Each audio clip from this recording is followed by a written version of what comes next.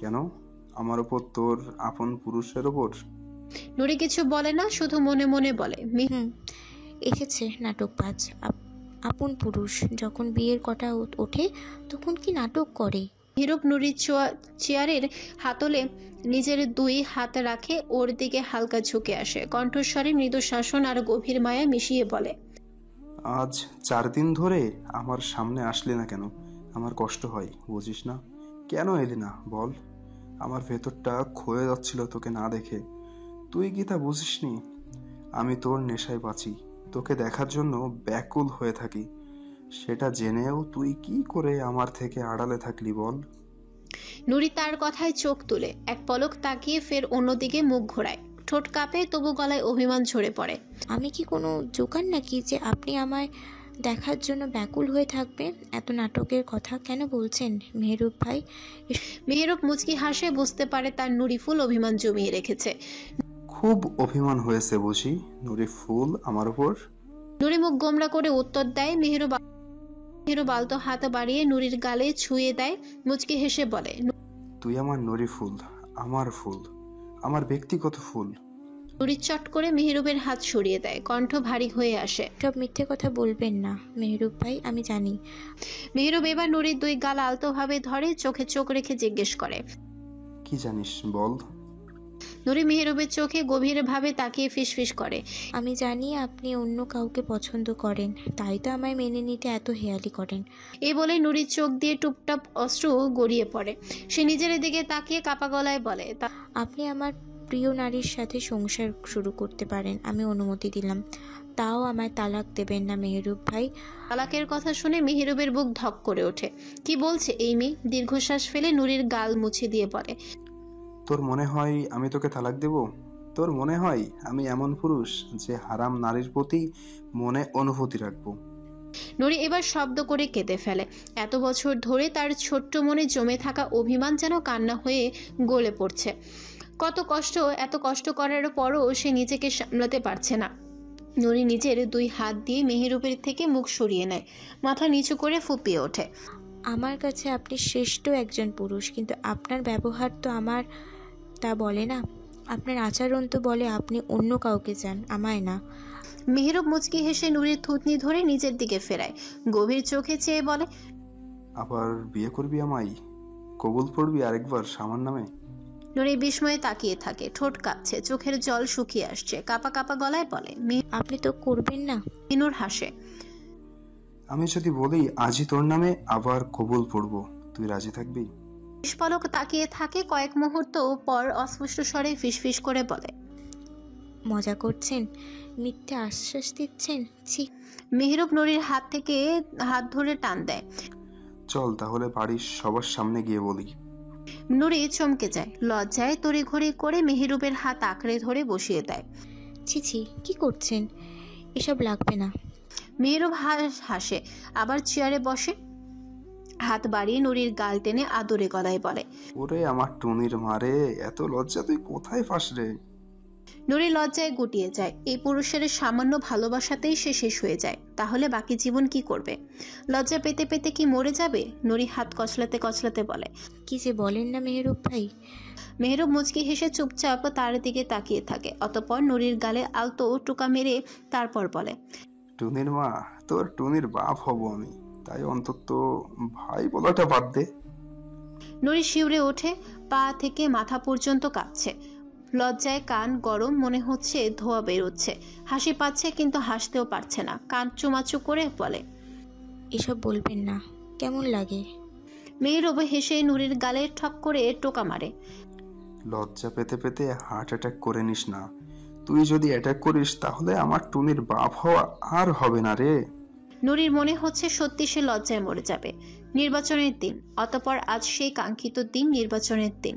সকাল থেকে এহসান এবং তার লোকজন ব্যস্ত সময় কাটাচ্ছে। নির্বাচন মানে উত্তেজনা, দায়িত্ব আর প্রতিদ্বন্দ্বিতার মিশেল।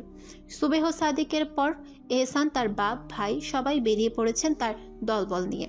একের পর এক ভোট কেন্দ্র পরিদর্শন করছে সে, নিশ্চিত করছে সব কিছু যেন ঠিকঠাক থাকে। তার সাথে রয়েছে বিশ্বস্ত সহকর্মী, কর্মী ও সমর্থকরা। কেন্দ্রে পৌঁছেছে সে পোলিং এজেন্টদের সঙ্গে কথা বলে। তাদের দায়িত্ব বুঝিয়ে দেয়। ভোটারের তালিকা ঠিকঠাকভাবে মিলিয়ে দেখবে, কোনো অনিয়ম দেখলেই সঙ্গে সঙ্গে জানাবে। বাইরে তার দলের কর্মীরা ব্যস্ত, কেউ ভোটারদের নামের স্লিপ দিচ্ছে, কেউ বৃদ্ধদের হাত ধরে কেন্দ্রে নিয়ে যাচ্ছে। ভোট যেন নির্ভয়ে দিতে পারে সবাই, সে ব্যবস্থা করছে তারা। এহসান তার লোকজনকে বারবার সতর্ক করছে, কাউকে যেন ভয় দেখানো না হয়, কোনো বিশৃঙ্খলা চাই না। আইন শৃঙ্খলা বাহিনীর কর্মকর্তাদের সাথেও সে কথা বলে, যেন নির্বাচন সুষ্ঠু ও শান্তিপূর্ণ হয়। সাংবাদিকরা যেন যখন ছবি তুলতে আসে, সে আত্মবিশ্বাসী হাসি দিয়ে বলে, আমরা স্বচ্ছ অবাধ নির্বাচনের জন্য কাজ করছি, আমাদের লক্ষ্য মানুষের সেবা করা। সমস্ত দিন জুড়ে কেন্দ্র থেকে কেন্দ্র ছুটে বেড়াচ্ছে এহসান ও তার দল।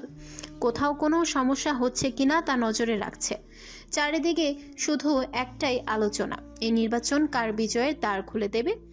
এদিকে বাড়িতে এহসানের পরিবার উৎকণ্ঠায় ডুবে আছে। সালাতুল হাজত পড়ছে একের পর এক, আল্লাহর দরবারে মোনাজাত করছে। তবে মেহিনুর এই দোয়ার মাঝে নেই। সে চায় না এহসান জয়ী হোক। সে জানে এহসানের ক্ষমতা বাড়লে তার আত্মতৃপ্তির আগুন আরো দাউ দাউ করে জ্বলবে, আরো ক্ষমতালিপ্সু হবে, আরো ন্যায় অন্যায়ের সীমারেখা মুছে দেবে। মেহিনুর চায় না তার ভালোবাসার মানুষটি পাপের অন্ধকারে ডুবে থাকুক। সে চায় এহসান ফিরে আসুক, ক্ষমতার নেশা ভুলে একটা পবিত্র জীবন বেছে নিক। তার চোখে কান্না জমে, মনে হাজারো দোটানা। একদিকে স্বামী, অন্যদিকে সত্যের পথ। কোন পথ যাবে সে? এহসান কি বুঝতে পারবে? ক্ষমতা নয়, তার জন্য অপেক্ষা করছে ভালোবাসার এক নতুন সকাল। বিকেল ৩টা, সূর্য তখনও পশ্চিম আকাশে ঝুলছে, আলো নরম হতে শুরু করেছে। এহসান ধীর পায়ে এগিয়ে আসে ভোট কেন্দ্রের দিকে। ভোট প্রায় শেষের পথে, হাতে গোনা ২-১ ভোটার বাকি। কেন্দ্রের কর্মীরা ক্লান্ত, চারপাশ নির্জন হয়ে এসেছে। এহসান সঙ্গে এনেছে শুধু হাসিবকে। তার অন্য সব কর্মী ছড়িয়ে রয়েছে অন্য কেন্দ্রে, পাহারায়। সে জানে রাকিব কিছু একটা করবেই, এখন যে কোনো মুহূর্তে আঘাত আসতে পারে। তবু সে এসেছে অন্য প্রান্তে। কেন্দ্রের সামনে দালানে বসে আছে ওত পেতে এরিক। দীর্ঘ অপেক্ষার পর অবশেষে সুযোগ এসেছে। তার হাতে ধরা স্নাইপার রাইফেল স্ট্যান্ডে সেট করা। এক হাতে রাইফেলের ট্রিগার স্পর্শ করছে, অন্য হাতে একটা ছোট রিমোট। সেই রিমোটের লাল বোতামের দিকে তাকিয়ে তার ঠোঁটের কোণে বিকৃত হাসি ফুটে ওঠে। তার ব্রাউন চোখ দুটো ক্রোধে জ্বলছে। একটি চাপ আর এক মুহূর্তে ধ্বংস। এরিক চোখ বন্ধ করে রিমোটের বোতামে চাপ দেয়। টাস, একটা তীব্র শব্দ, মাটিতে কেঁপে উঠল। বিস্ফোরণ। এহসান আর হাসিব স্থির হয়ে যায়। তারা তখন ভোট কেন্দ্রের একপাশে দাঁড়িয়ে অন্য একটা বিষয় নিয়ে কথা বলছিল, তাই প্রাণে বেঁচে যায়। কিন্তু কেন্দ্রের ভেতরে থাকা মানুষগুলো, রক্ত, ধ্বংস আর মানুষের চিৎকার। চারিদিকে মানুষের চিৎকার, কান্না, হাহাকার। পোড়া মাংসের গন্ধ বাতাসে মিশে গেছে। এহসানের চোখ ছুটে যায় সামনে। সেখানে একটা দুঃস্বপ্নের দৃশ্য। চারপাশে ছিন্নভিন্ন লাশ। কেউ হাত হারিয়েছে, কেউ বা পা। এইমাত্র যারা ছিল, কথা বলছিল, ভোট দিচ্ছিল, তারা কেউ নেই। এহসান স্তব্ধ হয়ে দাঁড়িয়ে থাকে। শরীর শক্ত হয়ে আসে। রাগ, যন্ত্রণা আর হতাশা মিশে এক ধরনের শূন্যতা তৈরি হয় বুকের ভেতর। কিভাবে এটা হলো এত নিরাপত্তার মাঝে? এই কয়েক মুহূর্ত আগেও তো সব ঠিক ছিল। এটাই তো ভয় পেয়েছিল সে। এটাই হলো, সে থমকে এসব দেখছে। বোমা অত তীব্র না হওয়ায় আশেপাশে অত ক্ষতি হয়নি। কেন্দ্রের দালান ঠিকই দাঁড়িয়ে আছে, কিন্তু উঠোনে থাকা মানুষগুলো, তারা সবাই উড়ে গেছে। হাসিব তাকিয়ে আছে নির্বাক চোখে। তার মুখ থেকে একটা কথাও বেরোচ্ছে না। এহসান সামনে পা ফেলে, ধীরে ধীরে এগিয়ে যায় ধ্বংসস্তূপের দিকে। তার চোখে একটা প্রতিজ্ঞা জ্বলছে, এই রক্তের প্রতিশোধ সে নেবেই। তখনই বিকট শব্দে বাতাস কেঁপে ওঠে। গুলির শব্দ। ক্ষিপ্র গতিতে ছুটে আসা ধাতব বিস্ফোরণটা এহসানের বুকে ভেদ করে যায়। তার চোখ বিস্ফোরিত হয়ে ওঠে, নাক মুখ কুঁচকে ওঠে তীব্র যন্ত্রণায়। বুকের বাম পাশে হাত চলে যায় আপনা আপনি, যেন গুলিটা হাত দিয়ে ঠেকিয়ে রাখতে চায়। কিন্তু কিছুই থামানো যায় না। শ্বাস নিতে কষ্ট হচ্ছে, ফুসফুসের ভেতর কোথাও একটা ছিঁড়ে গেছে যেন। বুকের গভীর থেকে আসা এক অনাহুত যন্ত্রণা তাকে নুয়ে ফেলতে চায়। সে দাঁতে দাঁত চেপে রাখে, কিন্তু ব্যথার তীব্রতায় শরীর আর সায় দিচ্ছে না। ধপ, পা টলতে থাকে। শরীরের ভার ধরে রাখতে পারে না। সে পড়ে যেতে থাকে মাটির দিকে। বাবা ভাইজান। এক চিৎকার করে দৌড়ে আসে হাসিব। দৃশ্যটা তার চোখের সামনে ধোয়ার মতো ধুলতে থাকে। এহসানের সাদা পোশাক লাল হয়ে গেছে, তাজা রক্ত গড়িয়ে পড়ছে মাটিতে। হাসিব ছুটে এসে তার ভাইয়ের শরীর ধরে ফেলে। যেন কোনোভাবেই মাটিতে লুটিয়ে পড়তে দেবে না। কিন্তু আরও একটি গুলি শব্দটা যেন পুরো বিশ্বটাকে স্তব্ধ করে দেয়। এহসানের বাহুতে এসে বিধে তীক্ষ্ণ ধাতব টুকরো। সে আরও ধরে রাখতে পারে না নিজেকে, লুটিয়ে পড়ে মাটিতে। অসহায় হাতে এক দলা মাটি আঁকড়ে ধরে এহসান, আঙ্গুলগুলো রক্তে মাখামাখি হয়ে যায়। সে কাঁপছে, তবুও কিছু বলার চেষ্টা করছে। বুকের নিচ থেকে উঠে আসা কষ্টগুলো গলায় এসে আটকে যাচ্ছে। সে চেষ্টা করছে কালেমা পড়তে, কিন্তু কিছুতেই পারে না। গলা দিয়ে শুধু একটা চাপা শব্দ বেরোয়, আর সাথে এক গাল রক্তের সাথে যেন সবকিছু বেরিয়ে আসছে। বেঁচে থাকার আকুতি, আপনজনের মুখ, হারিয়ে যাওয়া শৈশবের দিন, প্রাণের মানুষদের হাসিমাখা মুখ, সব একসাথে মিলেমিশে যাচ্ছে রক্তের গাঢ় লাল স্রোতের সাথে। এহসান তীব্রভাবে চোখের পাতা ফেলে, মাটির সাথে আরো শক্ত করে আঁকড়ে ধরে হাত। এতক্ষণ ধরে জীবনটা যে ধরে রেখেছিল, এখন যেন সেটা হাত ফসকে যাচ্ছে। হাসিবের চোখ ফেটে কান্না বেরিয়ে আসছে। ভাইজান। এহসানের দৃষ্টি ঝাপসা হয়ে আসে, শরীর নিস্তেজ হয়ে যাচ্ছে। সে চেষ্টা করছে কালেমা পড়তে, লা ইলাহা ইল্লাল্লাহ। কিন্তু গলা দিয়ে কোনো শব্দ বের হয় না, বরং এক গাল রক্ত উঠে আসে মুখ দিয়ে। তার সামনে যেন আজরাইল দাঁড়িয়ে আছেন। চোখের সামনে ভেসে ওঠে এক মায়াবী মুখ, স্নিগ্ধ কোমল আশ্রয়ে দায়ী মেহিনুর। তার কানে বেজে ওঠে সেই ভয়ঙ্কর আয়াত, আজ তোমরা সজোরে আর্তনাদ করো না, নিশ্চয়ই তোমরা আমার পক্ষ থেকে সাহায্য প্রাপ্ত হবে না। আল মুমিনুন সূরা আয়াত 65। সে ভয়ে আবারও চেষ্টা করে, লা ইলাহা ইল্লাল্লাহ। না, গলা দিয়ে আর কালেমা বের হয় না, বের হয় রক্ত।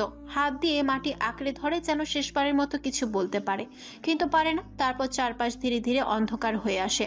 একটি দীর্ঘশ্বাসের সাথে এহসানের শরীর নিতর হয়ে যায়, হয়তো চলে যেতে নেয় দুনিয়া ছেড়ে। না ভাইজান, আমি পাপিষ্ঠ পুরুষের জন্য কাঁদছি না। মেহনুর থেমে যায়, গলার মধ্যে যেন শব্দগুলো আটকে গেছে, শ্বাস বন্ধ হয়ে আসছে। তবুও সে শক্ত করে মেহেরুবের হাত চেপে ধরে ফিসফিস করে বলে, আমার ভয় করছে, নিজের অস্তিত্ব হারানোর ভয়। ওই পাপিষ্ঠ পুরুষই তো আমার অস্তিত্ব। এটুকু বলে মেহেনুর ঢোক গিলে কান্নায় ভেঙে পড়ে। নুরি স্তব্ধ হয়ে দাঁড়িয়ে আছে। হঠাৎই মেহেনুর নুরিকে জড়িয়ে ধরে চিৎকার করে ওঠে, আমার পাপিষ্ঠ পুরুষের যদি কিছু হয়, আমি বাঁচবো না। আমি চিরতরে নিঃশেষ হয়ে যাব, আমার অস্তিত্ব মুছে যাবে। সেই আমার সব, আমার প্রাণ, আমার আত্মা। মেহেরুব মেহেনুরকে এভাবে কাঁদতে দেখে শুধু এইটুকুই বলেছিল, তুই ওই পাপিষ্ঠ পুরুষের জন্য এমন অবস্থা করিস? ব্যাস, এই কথাটা যেন মেহিনুরের বুক চিরে বেরিয়ে এলো।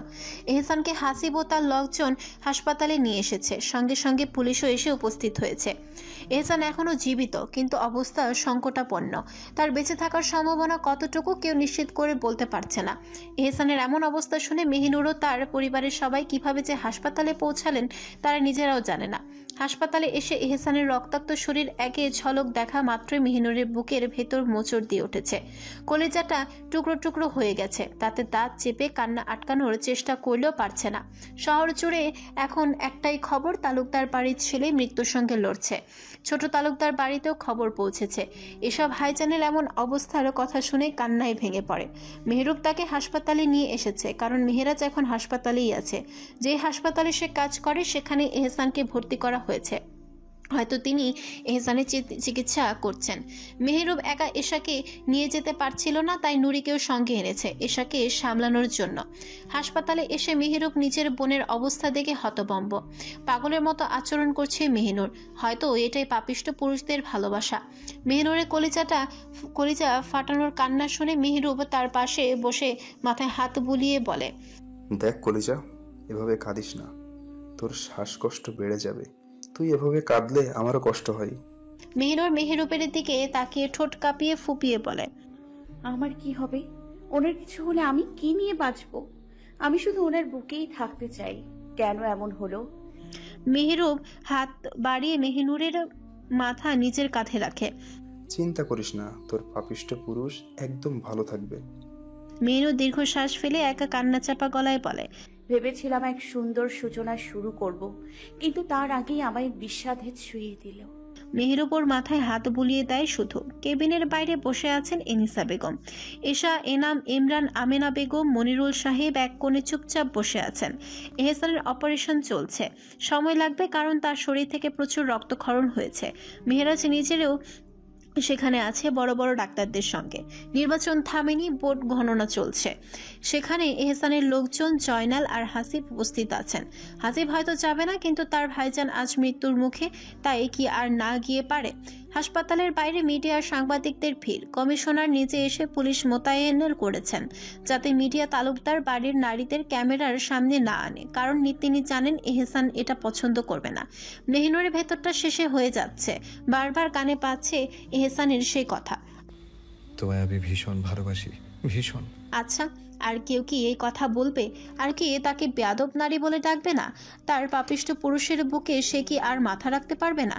এই ভাবনায় তার শ্বাসটুকু বন্ধ হয়ে আসছে, গলা দিয়ে কথা বেরোচ্ছে না, চিৎকার করে বলতে ইচ্ছে করছে, আপনাকে আমি পেয়েও চাইনি, আর যখন চাইলাম তখনই আপনিই নেই। ঠিক তখনই কেবিনের দরজা খুলে ডাক্তাররা বেরিয়ে আসেন। এনাম, ইমরান, মেহিরুব উঠে দাঁড়ায়। মনিরুল সাহেব এগিয়ে গিয়ে জিজ্ঞেস করেন, আমার ছেলের কি অবস্থা? সবচেয়ে সিনিয়র ডাক্তার গম্ভীর গলায় বলেন, বলতে পারছি না। অপারেশনের পর পালস অনেক স্লো হয়ে গেছে, অতিরিক্ত রক্তক্ষরণের কারণে হয়েছে। এবার আল্লাহ ভরসা। তিনি চলে যাওয়ার আগে বলেন, কেউ ভেতরে ঢোকার চেষ্টা করবেন না। এই কথা শুনে সবার বুক ধক করে ওঠে। মেহিনুর যেন দুনিয়া থেকে হারিয়ে যাওয়ার উপক্রম। মেহেরাজ দ্রুত মেহিনুরের দিকে তাকে আসে। মেহিনুর পাগলের মতো ছুটে গিয়ে মেহেরাজের সামনে দাঁড়িয়ে কাঁপতে কাঁপতে বলে, ভাইজান, ওর কি হয়েছে? ঠিক আছেন তো? বলো না ভাইজান। মেহেরাজ বোঝে তার বোন এহসানকে ভালোবেসে ফেলেছে। সে মেহিনুরকে জড়িয়ে ধরে বলে, কিছু হবে না, আল্লাহ আছেন, তিনি অসহায় হবেন, তিনি রহিম, তিনি রহমান। মেহিনুর মেহেরাজের বুকে মুখ গুজে ডুকরে কেঁদে ওঠে। আমার দুনিয়াটা শেষ, আমি শেষ। ওনার কিছু হলে আমি চিরতরে মিলিয়ে যাব। মেহরুব মেহিনুরের মাথায় হাত বুলিয়ে মেহেরাজকে বলেন, ভাইজান, ও শুধু শুধু কাঁদছে, সব ঠিক হয়ে যাবে, তাই না? আমি কতবার বলেছি, কিন্তু ও শুনতেই চায় না। মেহিনুর মেহেরাজের বুকে মাথা রেখে ফিসফিস করে বলে, আমি ওনার জন্য কাঁদছি না, আমি ভয় পাচ্ছি, নিজের অস্তিত্ব হারানোর ভয়। মেহেরাজ তাকে বেঞ্চে বসিয়ে মাথায় হাত বুলিয়ে বলে, কাঁদিস না, তুই কাঁদলে আমার ভেতরটা তোলপাড় হয়ে যায়। মেহরুব নিঃশব্দে মেহিনুরের পাশে এসে বসে, তার মাথায় হাত বুলিয়ে দেয়। মেহেরাজকে চোখের ইশারায় এশার দিকে যেতে বলে। ওর অবস্থাও কাহিল। মেহেরাজ সামনে তাকায়, বেঞ্চে বসে থাকা তার শ্যামবতী মাথা হেলান দিয়ে, চোখে হাত দিয়ে। হয়তো কাঁদছে, হয়তো কান্না চেপে রেখেছে। পর্দার আড়ালে লুকিয়ে আছে তার যন্ত্রণারও সবটুকু। মেহেরাজ ধীরে ধীরে মেহিনুরের হাত ছেড়ে উঠে এশারের দিকে এগিয়ে যায়। কে নুরি মেহিনুরের হাত শক্ত করে ধরে ফিসফিসিয়ে বলে, তুমি না এহসান তালুকদারের স্ত্রী? তাহলে এভাবে ভেঙে পড়বে কেন? কেঁদো না, সাহস রাখো। মেহিনুর চোখের পানি মুছিয়ে নিয়ে নুরির দিকে কথায় ধীরে ধীরে মাথা নাড়ে। নুরি তাকে নিয়ে যায় নামাজের জায়গায়। মেহিনুর অজু করে সালাতুল হাজত পড়তে দাঁড়ায়। মেহিনুর চোখ বন্ধ করে সিজদায় পড়ে যায়। বুকের গভীর থেকে কান্না বেরিয়ে আসে। অশ্রুতে ভিজে যায় জায়নামাজ। তার কণ্ঠ কাঁপছে, কিন্তু হৃদয়ে আকাশ ফাটানো আকুতি নিয়ে প্রার্থনা করে, হে দয়াময় আল্লাহ, আপনার অফুরন্ত করুণার দ্বারা আমি প্রার্থনা করছি, আমার পুরুষকে হেফাজত করুন, তাকে শেফা দিন, তাকে সুস্থ করে আমার কাছে ফিরিয়ে দিন। আপনি তো পরম দয়ালু, অন্তত মেহেরবান। আপনি তো সম্মানিতদের মধ্যে সর্বশ্রেষ্ঠ। মেহিনুর হাত তুলে চোখের পানি মুছে নেয়। এক ফোঁটা পানি গড়িয়ে পড়ে তার ঠোঁটে, যেন আল্লাহর দরবারে পৌঁছে যাওয়া এক ফেলে আসা স্বপ্নের চিহ্ন। হে আল্লাহ, আমার দুনিয়া, আমার ভালোবাসা, আমার আত্মার একাংশকে ফিরিয়ে দিন। আমি ছাড়া সে অসম্পূর্ণ, আর সে ছাড়া আমি নিঃস্ব। এশার সামনে যেতেই মেহেরাজ এনিসা বেগম উঠে যেতে নেন। মেহেরাজ তাড়াতাড়ি বলেন, না না না, সমস্যা নেই, আপনি বসুন। এনিসা বেগম থমকে দাঁড়ান। মেহেরাজ দীর্ঘশ্বাস ফেলে হাঁটু গেড়ে বসে এশার হাত নিজের মুঠোয় নেয়। তার গলা নরম হয়, অথচ দৃঢ়। তুমি না আমার সাহসী এশা তালুকদার, তাহলে এভাবে ভেঙে পড়ছো কেন? আমার বোনটা অবুঝ, তাই এমন পাগলামি করছে, কিন্তু তুমি তো বুঝতে পারো। বোকামি করো না, কাঁদো না বেগম, আল্লাহ আছেন, তিনি সব ঠিক করে দেবেন, আশা রাখো। এশা নড়ে চড়ে বসে, দু হাতে মুখ ঢেকে কাঁদতে কাঁদতে বলে, আমি সহ্য করতে পারছি না, ভাইজানের এমন অবস্থা, আর মেহনুরের সেই আর্তনাদ। এনিসা বেগম নির্বাক হয়ে মেহেরাজের দিকে তাকিয়ে থাকেন। তিনি ভেবেছিলেন তার মেয়ে হয়তো সুখে নেই, কিন্তু তিনি ভুলেছিলেন তার মেহেরাজ যেমন মেহনুরকে আগলে ধরেছে তেমনি এশাকেও। তিনি হাত বাড়িয়ে মেহেরাজের মাথায় হাত বুলিয়ে দেন। এনিসা বেগম উঠে যান। মেহেরাজ তাকিয়ে থাকে কিছুক্ষণ, তারপর এশার পাশে বসে এশা ধীরে ধীরে মাথা মেহেরাজের কাঁধে রেখে ফিসফিস করে বলে, সাহসী মেয়েরা কাঁদে না, তাই না? মেহেরাজ নরম হেসে বলে, বোকা মেয়ে। ঠিক তখনই মেহরুব এসে মেহেরাজের সামনে খাবারের প্যাকেট বাড়িয়ে দেয়। ভাইজান, হয়তো আপনার বেগম এখনো কিছু খাননি, দেখে নেবেন। এটা বলা আমার দায়িত্বের বাইরে, কিন্তু কর্তব্য মনে হলো জানিয়ে দেওয়া। মেহেরাজ ম্লান হেসে খাবার আর পানির বোতল হাতে নেয়, তারপর জানতে চায়, আমার মেহরুন খেয়েছে তো? আর নুরি? মেহরুব ছোট্ট করে মাথা নাড়ে। অনেক কষ্টে কয়েক লোকমা খাইয়েছি। এই বলে সে চলে যায়। মেহেরাজ হাত ধুয়ে ফিরে আসে, এশার পাশে বসে আলতোভাবে তার নিকাব খুলে দেয়।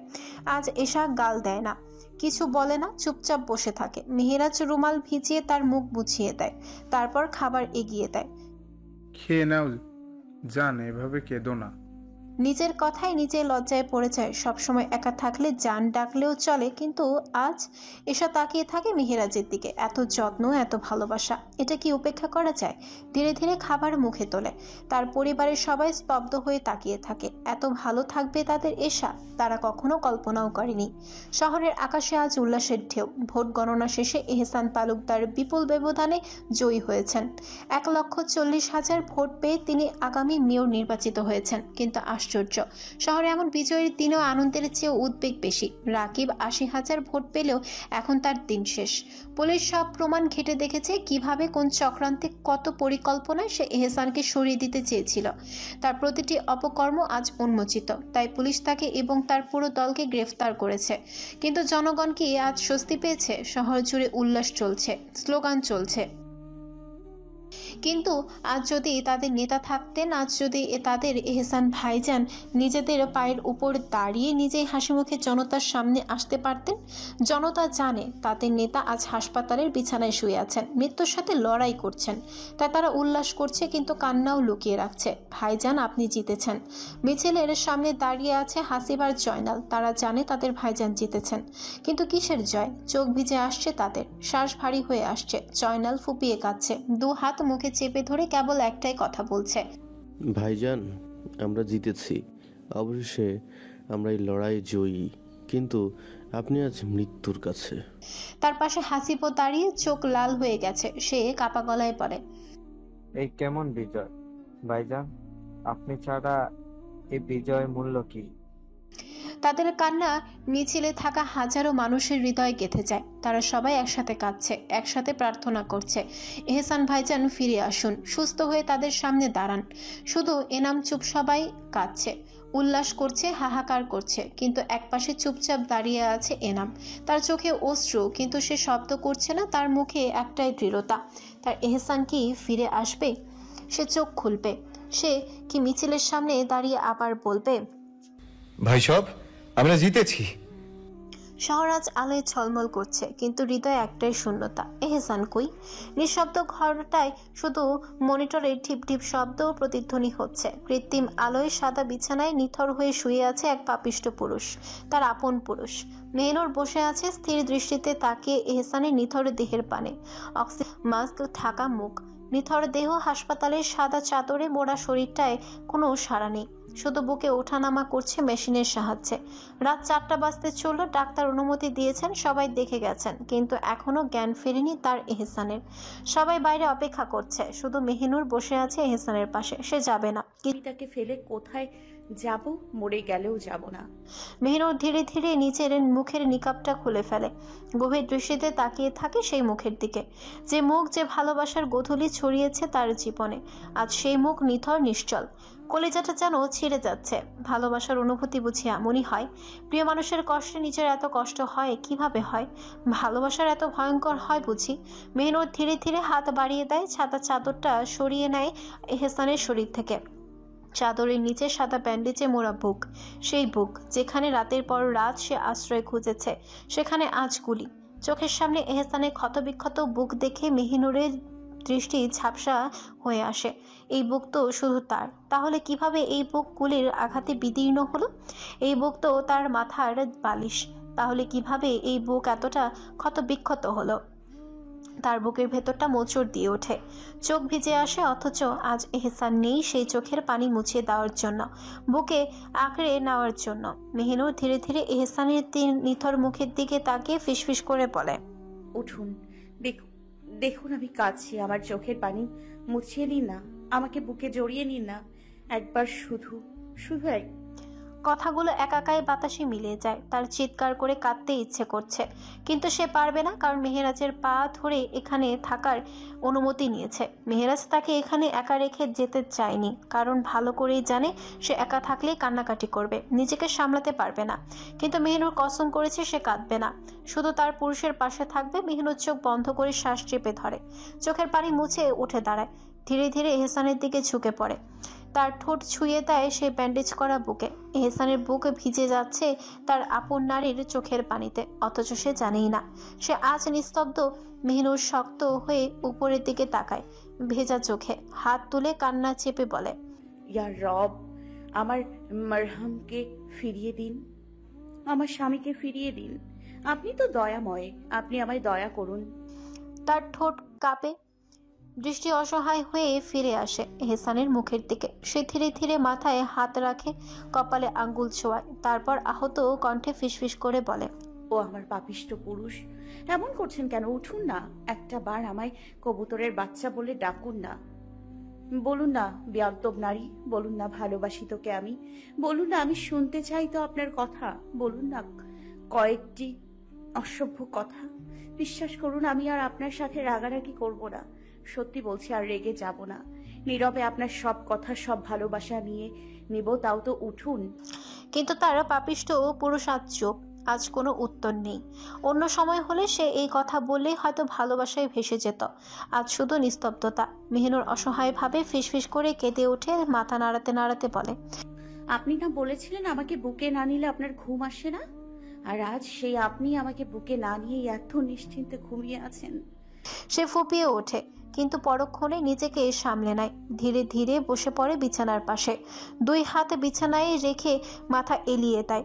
এরপর চোখ বন্ধ করে গভীর শ্বাস নেয়, তার তাউজ তাসমিয়া পড়ে শুরু করে প্রিয় পুরুষের জন্য প্রিয় সূরাগুলো তেলাওয়াত, কিন্তু প্রতিটি আয়াতের মাঝে যেন এক একটা কান্না মিশে যায়।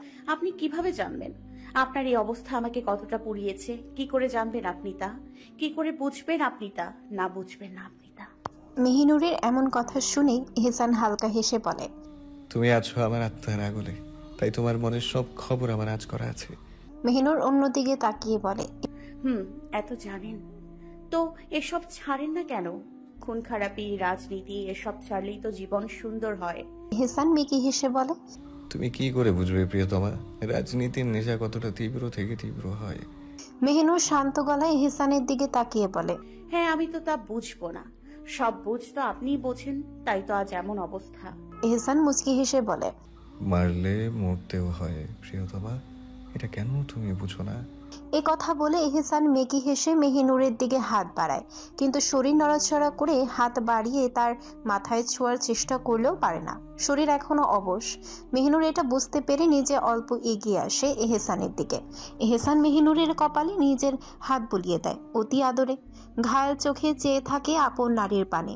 মেহিনুরের করুণ অবস্থা এহসান বেশ বুঝতে পারছে, কাঁদতে কাঁদতে হয়তো এই অবস্থা, তার জন্যই এমন অবস্থা। এহসান মেহিনুরকে বলে, চিন্তা করিস না কবুতরের বাচ্চা, তোকে আমি আমার কয়েক জোড়া কবুতরের মা না বানিয়ে মরবো না। মেহিনুর এক দৃষ্টিতে তাকিয়ে থাকে এহসানের দিকে। এ পুরুষ এমন কেন, সবসময় শুধু ফায়জামি করে? এই মুহূর্তেও তাই করছে।